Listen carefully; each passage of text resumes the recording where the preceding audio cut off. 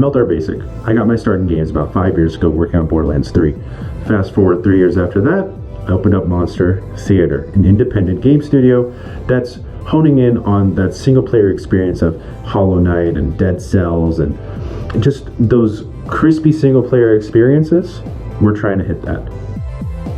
Basically, you have your gang of heroes, but what if those heroes became the villains? And it's just you and a chaotic talking sword. Our combat structure is meant to keep the player engaged at every turn. We're following a light roguelike structure where there are 3 acts per zone, and if you fail at the end of a 3rd act in a zone, let's say, you go all the way back to the beginning of the 1st act, which I just realized is basically a roguelike Sonic the Hedgehog. That just hit me.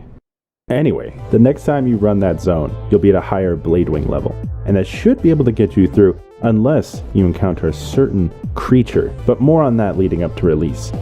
The talking Mesameta sword that accompanies Hidalgo can transform into a variety of different attunements.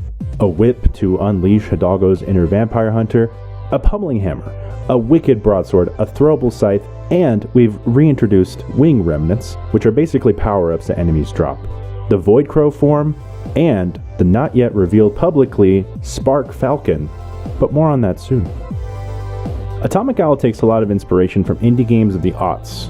We were heavily inspired by Shovel Knight and Celeste backgrounds, so we wanted to make ours as dynamic and as interesting as possible. Imagine Cyberpunk 2077, but the inhabitants are bird warriors.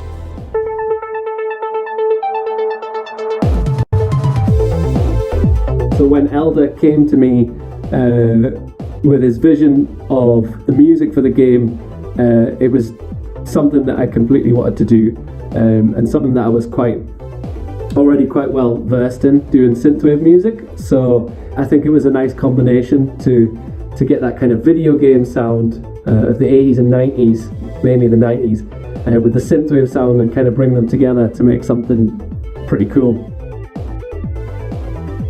I want to thank Premium Edition for taking the time and reaching out to us and being such an amazing partner to work with on our physical editions, which right now are PS5 and Nintendo Switch.